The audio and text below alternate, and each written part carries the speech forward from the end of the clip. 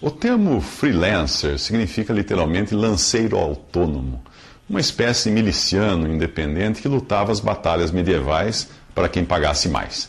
Assim é também a carreira do autônomo ou freelancer moderno. Ele precisa saber onde encontrar maior rentabilidade para aquilo que ele sabe fazer.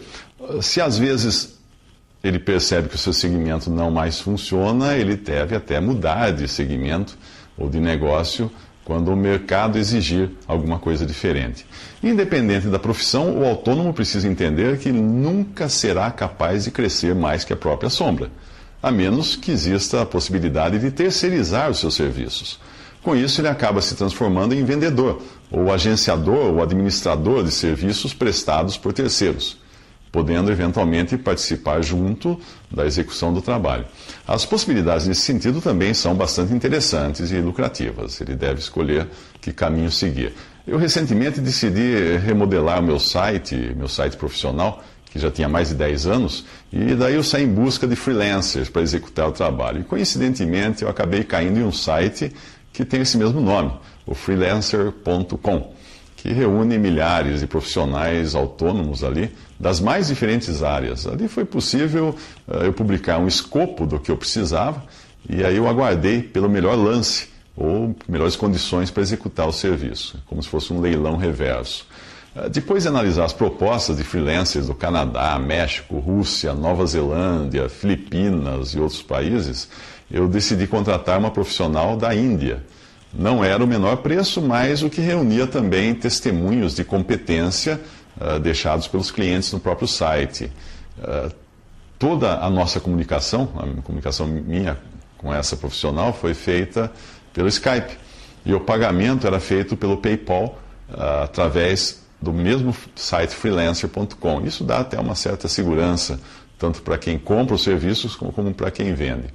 Depois eu vim a saber que essa profissional fazia o papel de intermediária, pois ela própria distribuía a tarefa para uma rede de freelancers de diferentes lugares e países que prestavam serviço para ela.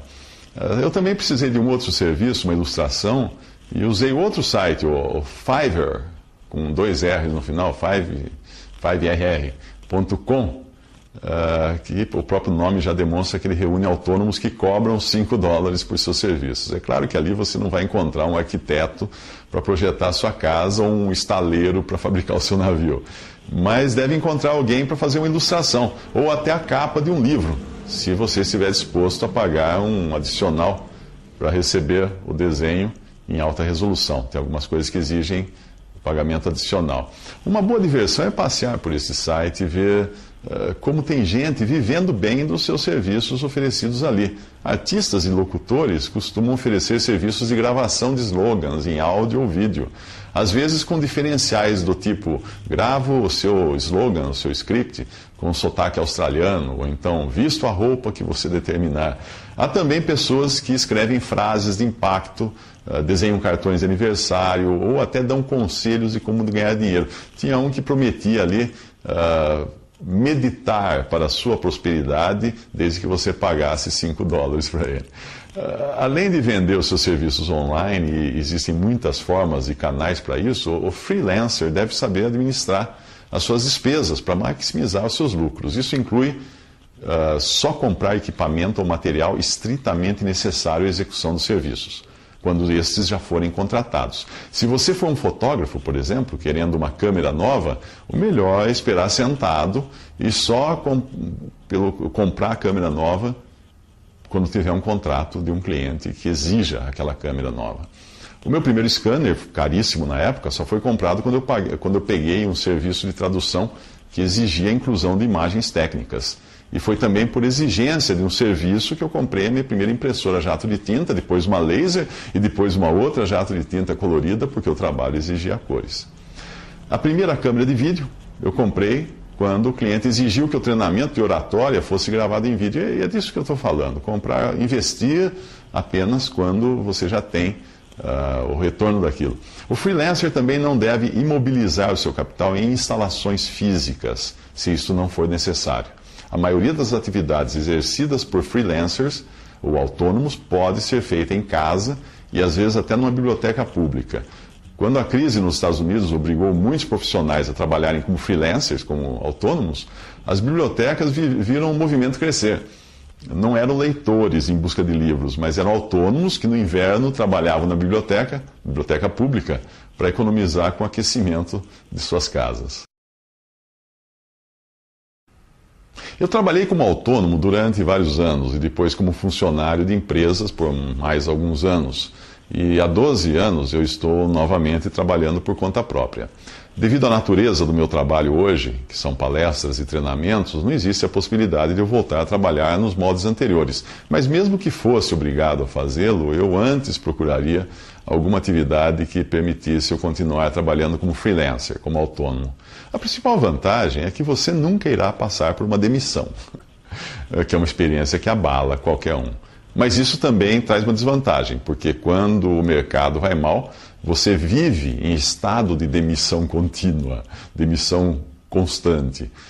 Porém, nada se compara ao prazer de não ter um patrão, embora muita gente não consiga trabalhar sem um. É preciso uma boa dose, então, de disciplina e responsabilidade se você quiser realmente trabalhar como freelancer ou como autônomo. Junte-se às vantagens do fato de você poder trabalhar em casa. E aí você está no melhor dos mundos. Acordar quando não tem sono, independente da hora, poder trabalhar com a roupa que estiver e dormir quando o sono bater. E às vezes dormir até em doses alternadas para poder terminar um projeto. Quem bate ponto não sabe o que é poder tirar algumas horas na tarde de uma segunda-feira para ir ao cinema.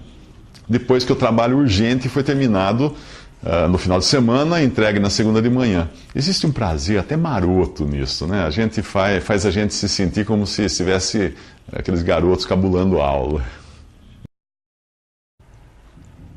Isso vai depender do segmento, do tipo de trabalho, da experiência e até do profissional, se ele tem um nome no mercado, e também de outros fatores. Na internet, existe muita informação sobre o assunto em sites de conselhos, sindicatos, associações, e é possível também trocar ideias com outros profissionais, frequentando redes sociais, por exemplo. Depois de conseguir criar alguns parâmetros, aí cabe ao profissional autônomo, ou freelancer, usar do bom senso para cobrar de modo a obter maior ganho sem se estressar. Os valores cobrados nunca deverão seguir uma tabela rígida, a menos que o seu segmento exija isso, porque os preços podem variar conforme a demanda, claro. O controle do seu tempo será ditado pelo preço. Quando a demanda cresce, você aumenta o preço. Quando diminui, você reduz o preço.